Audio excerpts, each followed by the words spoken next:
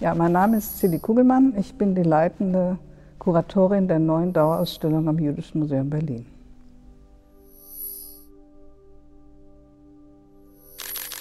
Wir sehen eine postkartengroße Arbeit von dem Künstler Boris Loury mit 3 Begriffen und einem Davidstern in der Mitte. Judenknacks, Fasanenstraße und Entebbe.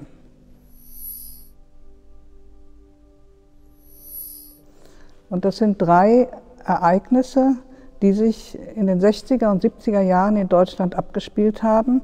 Eine Auseinandersetzung mit der deutschen Vergangenheit von Seiten des terroristischen Untergrunds, der sich im Kontext der Studentenbewegung entwickelt hat, mit Anschlägen an das jüdische Gemeindezentrum in der Fasanenstraße, das ist das eine Wort.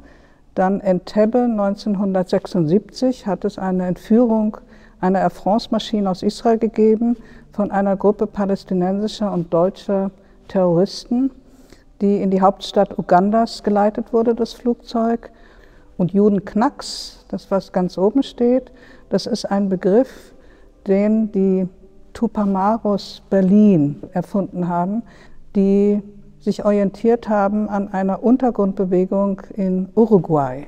Die sind verantwortlich für den Anschlag auf die jüdische Gemeinde in Berlin, bei der Gott sei Dank niemand ums Leben gekommen ist. In der Mitte sehen wir einen weißen Davidstern auf gelbem Untergrund, der den sogenannten Judenstern zitiert, den die Nazis allen Juden angeheftet haben, um sie von anderen unterscheiden zu können, um ihr Vernichtungsprogramm durchzuführen.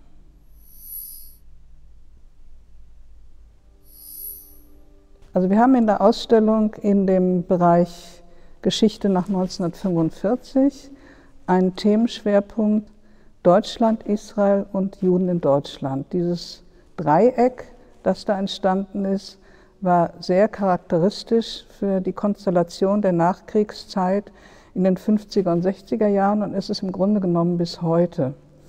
Also wenn man sich heute überlegt, dass jüdische Gemeinden und auch das Jüdische Museum Polizeischutz haben, geht das auf die Terroranschläge auf jüdische Institutionen und Flugzeugentführungen in dieser Zeit zurück, die in dieser Arbeit von Boris Loury angesprochen wird. Also worüber ich mich sehr freue, dass das Jüdische Museum überhaupt eine Arbeit von Boris Loury hat ankaufen können, auch wenn es nur so eine kleine ist, weil die Arbeiten von Boris Loury eigentlich nicht auf dem Markt sind. Seine Arbeiten wollte niemand haben in den 60er, 70er Jahren wegen der Themen, die er angesprochen hat.